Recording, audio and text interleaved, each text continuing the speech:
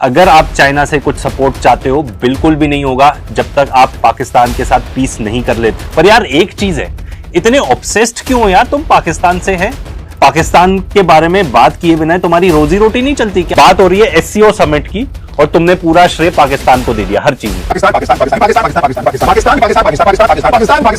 और आप एकदम ही बना लिया कि भाई शी जिनपिंग को तो बड़ा भाई बना लिया, ताऊ बना लिया। मैं तो कहूंगा ताऊ बना लिया। पहले ट्रंप ताऊ थे, उन्होंने धोखा दे दिया, तो अब शी जिनपिंग को तुमने ताऊ बना लिया।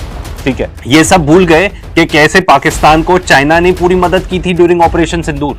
सवाल है कि क्या पाकिस्तान ने रूस का दिल जीत लिया है, यानी कि राष्ट्रपति पुतिन का दिल जीत लिया है, और क्या शहबाज शरीफ वहां पर जाकर रूस को भारत के खिलाफ भड़का रहे हैं? पुतिन स्पेशली पाकिस्तान के प्राइम मिनिस्टर के लिए रुके, उनको ग्रीट किया, यानी पाकिस्तान का पावर देखिए कि कैसे भारत का जो दोस्त है पुतिन, वो पाकिस्तान के करीब भी जा रहा है। पुतिन कहते हैं it's a genuine pleasure, Pakistan हमारा ट्रेडिशनल पार्टनर है एशिया में, और जो हम दोनों के रिश्ते हैं हम बहुत वैल्यू करते हैं, हम बहुत आदर करते हैं। यानी विक्ट्री डे परेड पर आप देखिए रशिया, चाइना, नॉर्थ कोरिया और पाकिस्तान एक साथ नजर आए कि कैसे ये शी जिनपिंग आगे चल रहे हैं, उनके पीछे पुतिन है, उनके पीछे किम जोंग उन है, और यहां पर आपको शहबाज शरीफ दिखेंगे, क्योंकि ये लोग, चाइना एक तरीके से अपना शक्ति प्रदर्शन कर रहा है अमेरिका के खिलाफ। अगर हम रशिया और पाकिस्तान की बात करते हैं तो इन लोगों का सच में बिजनेस बड़ा है। पाकिस्तान की जो स्टील मिल्स है उसमें रशिया पूरा इन्वेस्ट करेगा, उसको पूरी अच्छे से बनवाएगा। भाई दुविधाएं बताकर पुतिन ने ये कह दिया कि हाँ हम आपके लिए, मतलब आपके साथ काम करने के लिए तैयार हो, और इनफैक्ट उनको इनवाइट भी दिया है मॉस्को के लिए। ये कहा कि we will be delighted to see you in Moscow. और अगर मैं आपको मैप पे बताती हूँ तो देखिए ये चारों पावर्स अगर एक साथ आ जाती हैं तो किस तरीके से ये लोग मिलकर एक मेनली रशिया और चाइना ये बताना चाह रहे हैं, अभी जो एससीओ समिट भी हुआ,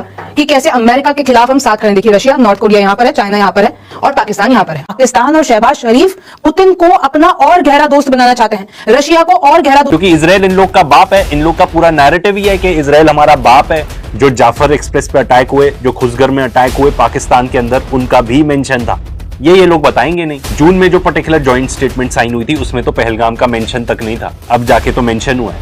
मतलब आप पाकिस्तान की बदनामी करना चाहते हो, ठीक है ना, और ये दिखाना चाहते हो कि हम कितने करीबी हैं चाइना और रशिया के। तो भाई ये न्यूज भी तो बता देते कि चाइना में विक्ट्री डे परेड होने वाली है, हमारे यहाँ से कोई भी नहीं रुकने वाला।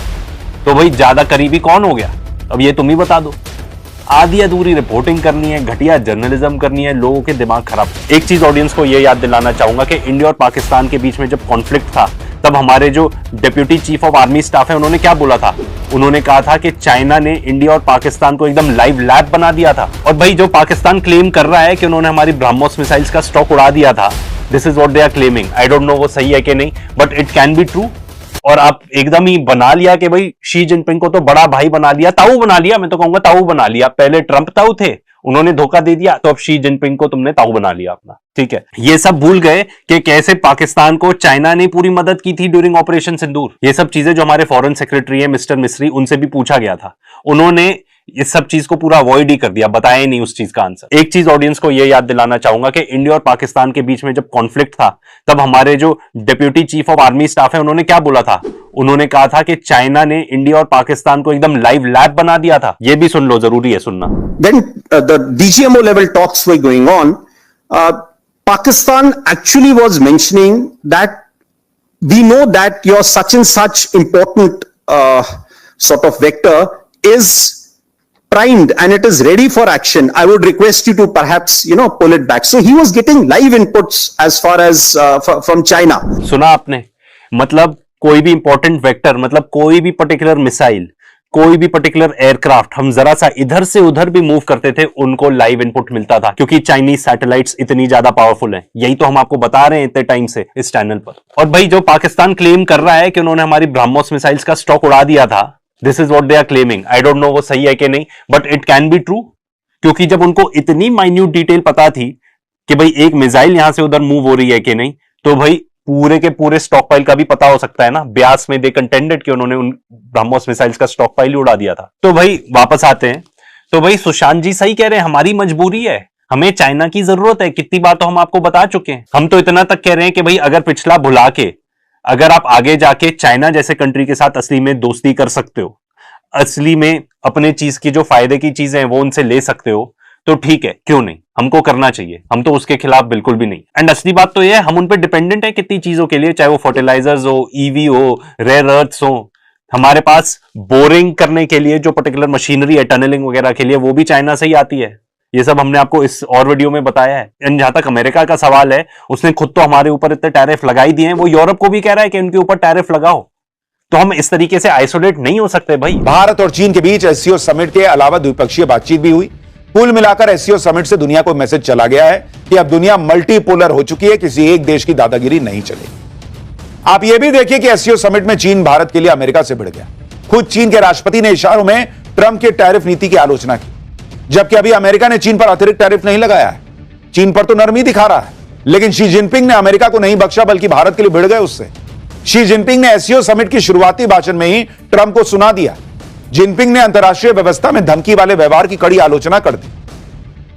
चीन में पीएम मोदी का जिस तरह से स्वागत हुआ है, दुनिया हैरान है। अरे भाई, सबका रेड कारपेट के साथ स्वागत हुआ था यार, ऐसा तो ये सब मत बोलो प्लीज। एंड जहां तक ये बताने की बात है कि भाई मल्टीपोलर है वर्ल्ड, तो वो तो ब्रिक्स यही तो बताता है। ब्रिक्स क्या बताता है कि वर्ल्ड मल्टीपोलर है। यहाँ पे एक देश की नहीं चलेगी, जो बेसिकली आज के डेट में अमेरिका अपना सिस्टम चला रहा है। वो यही तो है कि भाई एक रेजीम सबसे सर्वश्रेष्ठ है। ये भी बता दो जरा कि एससीओ को कौन लीड करता है। चाइना लीड करता है, हमने वीडियो के स्टार्टिंग में ही बता दिया था। तो भाई चाइना क्या कह रहा है? चाइना ये कह रहा है कि भाई मल्टीपोलर वर्ल्ड है बट यूनिपोलर एशिया है।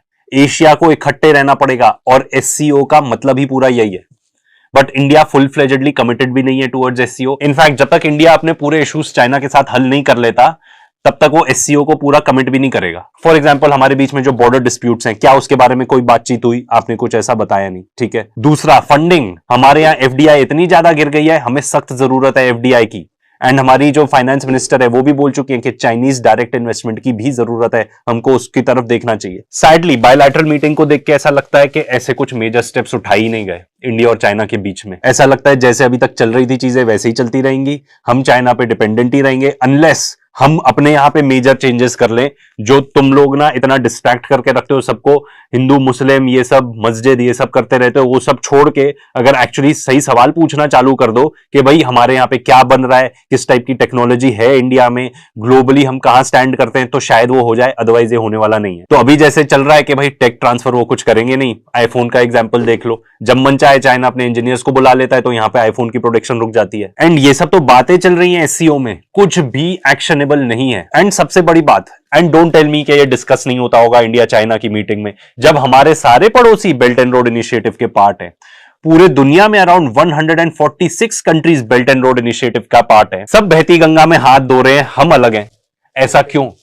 ठीक है, अब मैं ये नहीं कह रहा कि हमको बेल्ट एंड रोड इनिशिएटिव का पार्ट हो जाना चाहिए, बट एटलीस्ट इस चीज के बारे में ओपन डिस्कशन तो होना चाहिए। अगर मान लो ऐसा होता है तो हो सकता है बहुत सारी चाइनीज टेक्नोलॉजी हमारे यहाँ पे आ जाए। वैसे भी हम कुछ खास अपने आप से इनोवेट तो कर नहीं रहे, बट ये सब जितनी भी बात हो रही है ये सब बातें ही हैं। हमारे एक्शंस क्या कहते हैं? हमारे एक्शंस ये बताते हैं कि हम अभी भी अमेरिका की तरफ ही काफी फोकस्ड हैं। अब आप ये देखो, जो कॉटन के ऊपर इंपोर्ट ड्यूटी थी जिससे हमारे फार्मर्स भी काफी अफेक्ट होंगे, वो पहले इन्होंने कट की थी टिल सितंबर, अब सरकार ने उसको बढ़ा दिया टिल दिसंबर। पॉइंट बीइंग कि एससी और ये सब चल रहा है, ये दुनिया को दिखाने के लिए, हमको दिखाने के लिए, एंड असली में भी सॉर्ट ऑफ उस तरफ हम देख रहे हैं, ये बताने के लिए कि भाई ये लोग भी हमारे दोस्त बने रहें, या हम उनसे दोस्ती का हाथ में भी बढ़ा सकते हैं। पर फिर भी अभी हमारी प्रायोरिटीज पूरी यूनाइटेड स्टेट्स ऑफ अमेरिका की तरफ ही हैं। एंड ये पॉसिबल है कि हम आगे जाके और कंसेशंस दे अमेरिका को अपने एग्रीकल्चरल मार्केट से, ताकि हमारे पास एक बेटर डील नेगोशिएट हो जाए फॉर द टैरिफ्स। जिनपिंग ने तो पीएम मोदी के वेलकम के लिए अपनी खास कार एयरपोर्ट पर भेज दी थी। ये तस्वीरें आप देखिए, पीएम मोदी जिस काली कार में बैठकर एयरपोर्ट से जा रहे हैं, ये जिनपिंग की प्रेसिडेंशियल कार है, दुनिया की सबसे सेफ कारों में से एक कार। जिनपिंग खुद जिस कार में चलते हैं वही कार उन्होंने भेज दी नरेंद्र मोदी के लिए। जाओ लेके आओ एयरपोर्ट से जाओ लेके आओ एयरपोर्ट से भाई को। किस टाइप की न्यूज रिपोर्टिंग है यार ये, मतलब सर फोड़ने का मन करता है यार, इन लोग को सर फोड़ने का मन करता है। एंड नो प्राइसेस फॉर गेसिंग के इसमें भी फैक्ट चेक है। वो मॉडल सेम है गाड़ी का, नॉट के उनकी खुद की गाड़ी है वो जो गई थी लेने। क्या बोलो यार। एंड साथ साथ में एडिटर प्लीज दो सोर्सेस दिखाना, एक मिंट का एक एनडीटीवी का, ये बताने के लिए कि एक्चुअली में ऐसा था। ये पूरे 2 दिन उनके साथ थी, ठीक है। एंड यही सेम मॉडल है जो बेसिकली शी जिनपिंग की स्टेट कार है, ठीक है, पर यही सेम गाड़ी नहीं है। जा ड्राइवर को बोला लेके आ। और इन्होंने कितनी तस्वीरें ही दिखाए जा रहे हैं, सिर्फ तस्वीरें दिखा रहे हैं ये लोग, कुछ भी नहीं बता रहे कि एक्चुअली बात ये हुई। एससीओ समिट में ज्वाइंट स्टेटमेंट में पहलगाम हमले का जिक्र हुआ, जबकि इससे पहले एससीओ समिट के ज्वाइंट स्टेटमेंट में पहलगाम हमले की कोई बात नहीं की गई।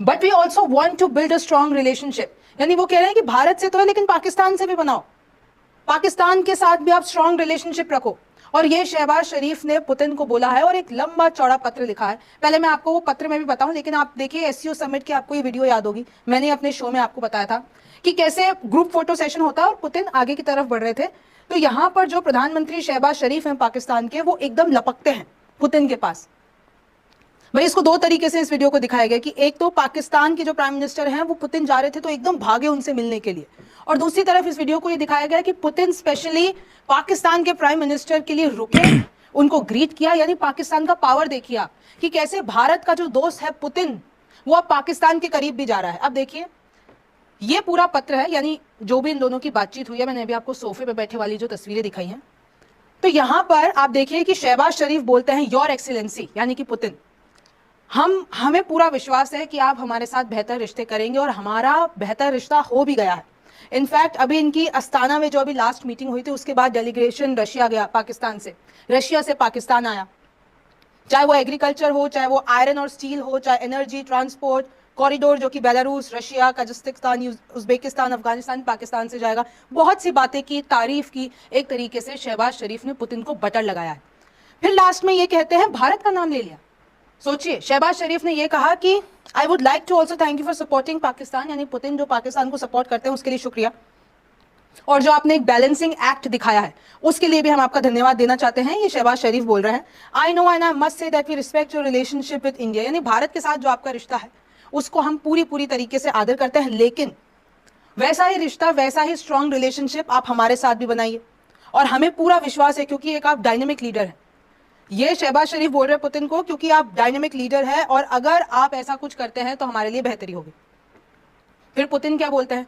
पुतिन कहते हैं it's a genuine pleasure, Pakistan हमारा ट्रेडिशनल पार्टनर है एशिया में, और जो हम दोनों के रिश्ते हैं हम बहुत वैल्यू करते हैं, हम बहुत आदर करते हैं। लेकिन उन्होंने दो चीजें पुतिन ने बोली कि एक तो कि बहुत सारे आपके साथ डील करने में, यानी पाकिस्तान के साथ डील करने में बहुत सारे ऑब्जेक्टिव सर्कमस्टेंसेस हैं, इसलिए हमारा व्यापार नीचे चला गया है। पाकिस्तान में इतने नेचुरल डिजास्टर आते हैं कि वहां पे एक तरीके से ट्रेड करना चाहे किसी भी मामले में हो तो बहुत मुश्किल हो जाता है। बट खैर पाकिस्तान के प्रधानमंत्री कह रहे तो हम इस पे विचार करेंगे, हम जितने भी इंटर पार्लियामेंट्री चैनल हैं उस पर काम करेंगे। यानी एक तरीके से भाई दुविधाएं बताकर पुतिन ने ये कह दिया कि हाँ हम आपके लिए, मतलब आपके साथ काम करने के लिए तैयार हो, और इनफैक्ट उनको इनवाइट भी दिया है मॉस्को के लिए। ये कहा कि we will be delighted to see you in Moscow. एक और इनकी एक साइडलाइंस पे एससीओ इवेंट्स की एक अलग से मीटिंग होने वाली है मॉस्को में, तो वहां पर इन्होंने, तो आप सोचिए कि हम रशिया से कितना सामान मंगाते हैं, और आपको भी पता है कि चाहे डिफेंस हो, चाहे एनर्जी का सेक्टर हो, रशिया से हम काफी कुछ मंगाते हैं। और देखिए एक एससीओ समिट से तस्वीर सामने आई थी जब इनफॉर्मली मंत्री शहबाज शरीफ पुतिन से हंस के और एक इनफॉर्मल टॉक कर रहे हैं, तो पाकिस्तान ने इसको ऐसा रिप्रेजेंट किया कि भाई हमारे लीडर को देखिए, चाहे भारत कुछ भी कर ले, चाहे हम लोग कुछ भी कर ले, उतनी ही इज्जत पाकिस्तान को इंटरनेशनल प्लेटफॉर्म पे मिलती है। आप देखिए Xi Jinping organised the largest victory parade in China for the 80th anniversary and celebrated in the company of Russia, North Korea and Pakistan. देखिए अगर आप ये तस्वीर देखते हैं तो चाइना ने विक्ट्री डे परेड रखी है। आपको यहाँ पर शी जिनपिंग दिखेंगे, इसके पास में आपको पुतिन दिखेंगे, और इन्हीं के पास में आपको किम जोंग उन दिखेंगे, और इधर पीछे शहबाज शरीफ खड़े। यानी विक्ट्री डे परेड पर आप देखिए रशिया, चाइना, नॉर्थ कोरिया और पाकिस्तान एक साथ नजर आए हैं। इस तरीके से देखिए ये दूसरी वीडियो भी आई है कि कैसे ये शी जिनपिंग आगे चल रहे हैं, उनके पीछे पुतिन है, उनके पीछे किम जोंग उन है, और यहां पर आपको शहबाज शरीफ दिखेंगे क्योंकि ये लोग, चाइना एक तरीके से अपना शक्ति प्रदर्शन कर रहा है अमेरिका के खिलाफ।